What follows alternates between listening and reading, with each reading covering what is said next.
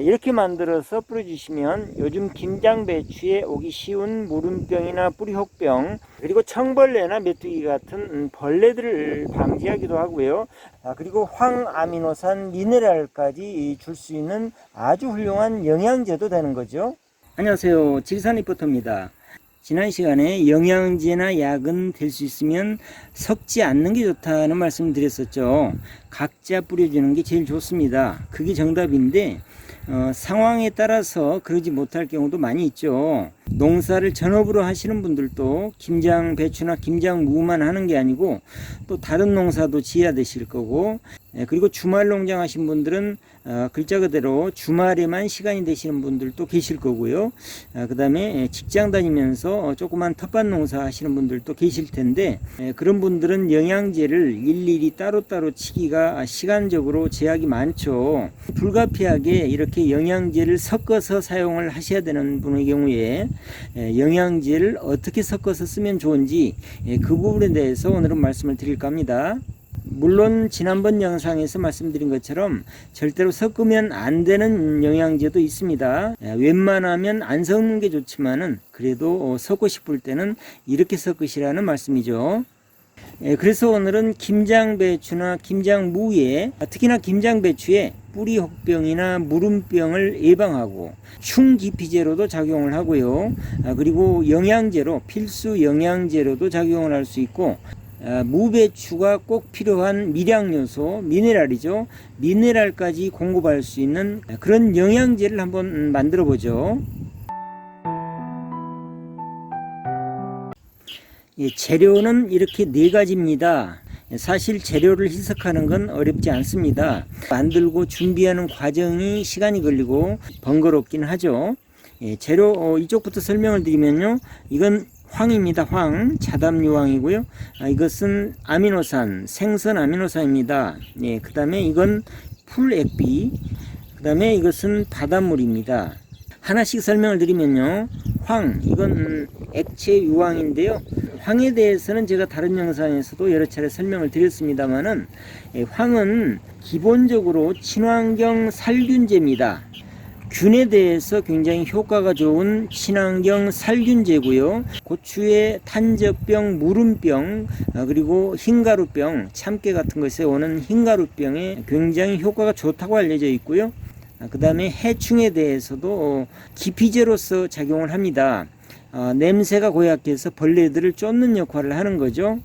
그리고 황은 영양적인 측면에서 봤을 때 6대 영양소 중에 하나입니다. 작물들이 가장 많이 필요로 한 영양분 6가지 중에 하나죠.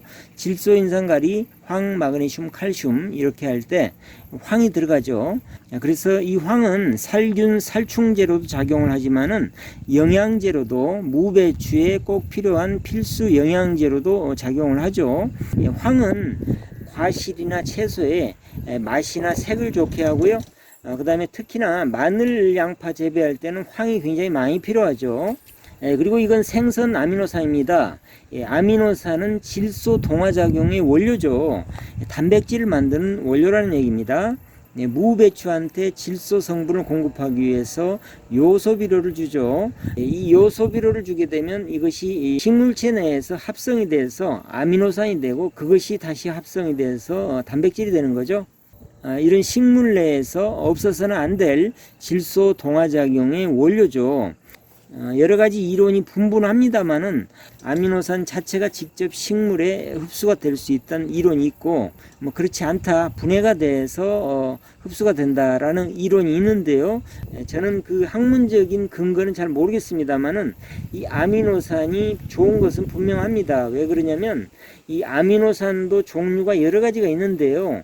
그 중에서 미원 같은 것은 한 가지 아미노산만 있죠. 미생물에 의해서 이렇게 발효가 된 이런 생선 아미노산 같은 데는 속효성 아미노산하고 지효성 아미노산이 같이 들어 있습니다. 천천히 작물이 먹을 수 있는 아미노산하고 작물이 바로 먹을 수 있는 아미노산이 10몇 가지가 같이 들어 있거든요. 그래서 좋은 거고요. 그 다음에 이 아미노산이 또 좋은 점 뭐냐면 식물체가 필요로 하는 영양분들은 여러 가지가 있지만 그 영양분들 간에는 기량 관계가 있죠. 어떤 한 가지 영양분이 많으면 다른 영양분을 흡수를 못하는 그걸 기량작용이라고 그러죠. 이런 기량작용을 하는데 이런 아미노산 같은 경우에 그런 기량작용을 서로 완화를 시켜주는 아주 좋은 역할을 하고요. 그 다음에 이 풀액비인데 풀액비는 말 그대로 식물체에 필요한 영양분들이 다 들어있는 거죠. 종합 영양제라고 보시면 됩니다. 예, 제가 쓰고 있는 풀액비입니다. 예, 풀액비에는 풀만 들어가는 게 아니고요. 과일이나 채소 껍질들 영양분이 오히려 거기에 많다 그러죠. 이런 것들 다 넣어가지고 미생물로 이렇게 같이 분해를 시켜가지고 그것을 다시 텃밭에 있는 작물들한테 주는 거죠. 버릴 게 없습니다. 부직포를 받치고 따르는 게 좋습니다. 뭔가 찌꺼기가 좀 나오거든요. 분무기가 막힐 수 있기 때문에 이렇게 부직포를 대고 따르는 게 좋습니다. 풀만 가지고 만든 게 아니고 채소나 과일의 껍질까지 다 발효를 시켜서 미생물로 발효를 시켜서 만든 거다 보니까 식물체가 필요한 여러 가지 영양분들이 골고루 다 들어있으면서 동시에 식물체에 이익이 되는 미생물도 같이 들어 있습니다. 이런 미생물들이 만들어내는 유기산도 아까 말씀드렸던 아미노산처럼 영양분들 간의 기량 관계를 완화시켜주는 킬레이트 역할을 하거든요. 이 미생물이 만들어내는 유기산들이 그렇다는 얘기죠. 그래서 이런 아미노산이나 풀렉비는 한마디로 말하면 종합 영양제면서 식물체한테 보약이라고 보면 되겠죠. 식물체의 보약입니다. 예. 그리고 이건 뭐냐면 막걸리가 아니고요. 바닷물입니다. 바닷물. 바닷물 만드는 방법은 제가 다른 영상에서 설명을 드렸는데요. 혹시 궁금하신 분들 위해서 영상 설명란에 제가 바닷물 만드는 방법은 이렇게 링크를 해 놓을게요. 이 바닷물은 말 그대로 지구상에 있는 모든 미네랄이 이 총집합되어 있는 결정체죠. 예, 미네랄의 보고죠. 바닷물은 83가지 이상의 미네랄이 있다 그럽니다. 그런데 우리가 김장배추나 김장무에 밭을 만들 때 밑거름을 하고 또 추비를 합니다마는 그 속에는 이런 미네랄들이 없습니다. 그런데 작물들한테는요 조금 필요한 양이지만 반드시 이 미네랄이 있어야 건강하고 병이 없습니다. 사람도 똑같습니다. 밥만 먹고 아무것도 안 먹으면 반찬이나 과일이나 채소를 안 먹으면 병이 걸리기가 쉬운 거하고 똑같은 이치입니다. 김장배추, 김장무한테도 요소비료, 복합비료, NK비료만 줘가지고 되는 게 아니죠. 그런 것들만 주면 건강하지 못하다는 얘기입니다. 이런 풀액비나 바닷물을 섞어서 같이 줄 때 완전 식품을 주는 것이 되는 거죠. 그래서 오늘 만드는 이 영양제는 김장배추, 김장무의 병이나 충을 예방하고 식물체에 꼭 필요한 황성분을 주기 위한 황, 그리고 단백질을 만드는 질소 동화작용의 원료인 아미노산, 그리고 김장배추의 종합 영양제라고 볼 수 있는 풀액비, 그리고 지구상의 거의 모든 미네랄이 집합되어 있는 바닷물, 이것을 줄 건데요. 여기다가 저는 이 한 가지를 더 추가합니다. 이게 뭘까요? 흙탕물입니다. 흙탕물. 맞습니다. 황토입니다. 황토.